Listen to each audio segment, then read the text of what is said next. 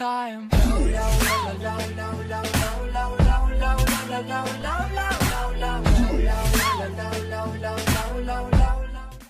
Hey guys, so let's touch up a little bit about tribes this week, man. It is Shores of Time, and I know some people are really excited about it. I myself was not. I know how big of a snipe fest this map can be. There's so many different angles, so many sniper lanes, of course. And here's the thing, man. Each peak point has like another peak point intersecting that peak point. So it's just a big snipe fest in my opinion. Now, of course, you can run through an entire trial card and never have to use a sniper, but at the same time, man, it's just one of those things that even I am having to use a sniper, and I have not used a sniper in a while, since like First Light. So I mean, I try to aim to not have to use a sniper. I play very rushy, but in this situation this week with so many people just constantly playing passively and playing all just the peak points and stuff like that, I felt like I had to actually load myself out with a sniper. And let's talk a little bit about what's going on with this map, man. Now this right here was actually posted yesterday by Destiny Trials Report. Guys, check them out. I'll even link their Twitter in my description. But this is a really good map to just indicate where all the different sniper lanes is, man. Highly suggest just kind of taking a look at this if you don't already know the different sniper lanes. Now, of course, you see A point there at the top right, B point there. You all know where B point is. It's a very hot point.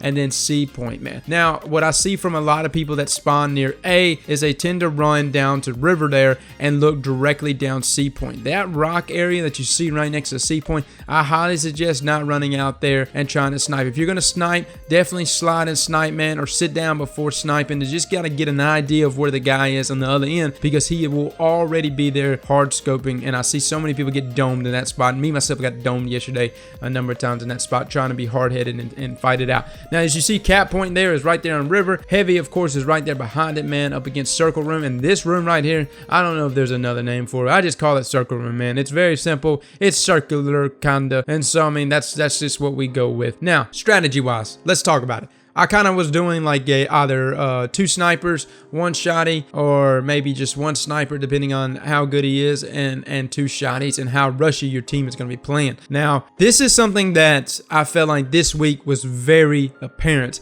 You have to push with your team. I know a lot of people last week were jumping our streams when we were doing carries and was asking like, hey man, why are you guys splitting up so much? Y'all never stay together. And it was like, well, look, man, that was Widow's Court. Widow's Court is the kind of map that you can spread out and get the angle. And just in case one of us does get picked, the time that a teammate can get to you and get the res is so much easier. This map is got this huge middle area in it. And I see so many people make this mistake yesterday when we were doing carries, because I would have a guy and be like, okay, you know, stay with the team. And he would wander off to try to go get the flank. And by the time he got to where he can get the flank, say they were sitting on C point, okay, by the time he even rotated all the way around to kind of cap point and stuff like that, and we were fighting it out near B point rotating towards C, well, the fight was already over before he even made it all the way over there, is what I'm saying. Like that's normally what happened every single time. It would have been more beneficial for him to just stay with us and fight it out from B point and push, you know, just push collectively together versus splitting off from us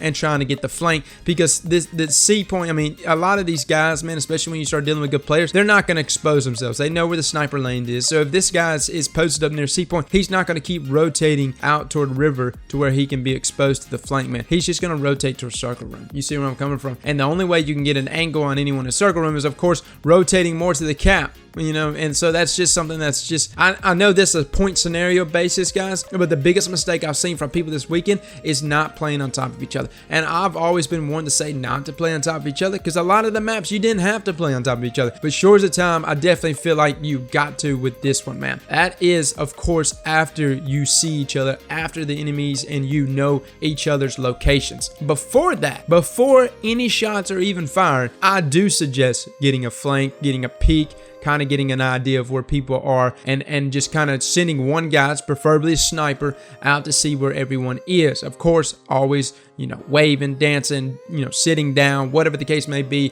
just kind of get an angle outside of where you're going to, and actually see what might be sniping down your lane, because you don't want to peek and get picked. Now, let's talk a little bit about spawns. I know that A spawn was not necessarily the most desirable spawn because I felt like it didn't give me a lot of options to go, but it's not terrible. You do have cap point there. You know, don't necessarily run up to B. A lot of the mistakes I saw was people running up to B, man, trying to fight it out constantly on B. You do have cap point back there. I would highly suggest not to give that point up. You've got control, and that's a good thing. If you spawn on CB side, man, you know, there's really only two angles you can go, honestly. You can go up through B, you can go up through C. The only problems with going up through like inside where you see we're going into heavy, not through circle room, but through that little tunnel room, or through the, yeah, I guess I would call it tunnel. The only issue I see right there is that when you come out of there and you start to peek, where cap point is, where the special spawns, a guy will already be sitting there waiting on you to peek out right there, especially if they're camping cap point. And so that was an issue that I saw yesterday. Sniper lanes, guys, just look over this page a couple times if you don't know anything about the sniper lanes, and just kind of get a look at them all, take a look at them all, and see you know what might work for you. Like I said, Finale Sparrow yesterday was working pretty decently for me. Palindrome also, Clever Dragon of course being a good one. Last Word, you can kind of just pick that up if you want to. Only issue I have with Last Word, man, was in the times I was getting into like, you know, mid-range fights with the Clever dude, I was just getting eaten up, man. Unless I landed the first initial shot, Clever was going to beat my ass every single time. Well, guys, that is my trials tips for this weekend. You know, subclass wise, I would have to say I'm playing on a, you see me, I'm playing on a Hunter right now, which is mind-blowing. I mean, when have y'all seen me play on a Hunter before? But that's what I'm playing on for this weekend.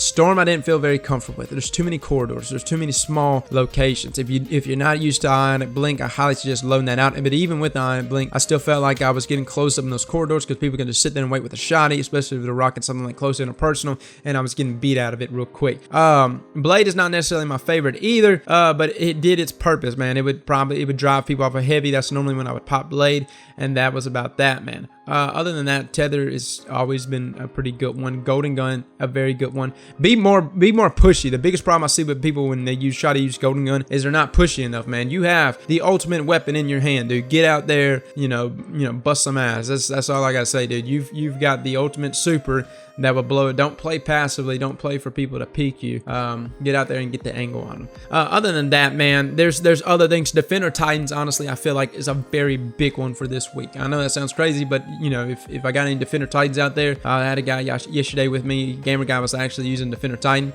It was working really good, dude. I really like the Defender Titan. It really comes in clutch in those moments. But anyways, guys, that is of course my trials tips for this weekend. Sorry I rambled for so long. I just kind of wanted to get this out to you guys, and sorry it took so long today to get out to y'all. Was kind of just, I don't know, we stayed up to like 5 o'clock in the morning last night doing damn trials with people. But anyways, I'll be streaming this afternoon and this evening as well, so I'll be looking for y'all on my stream. Guys, catch y'all later. Slap that like button like your mama told you right.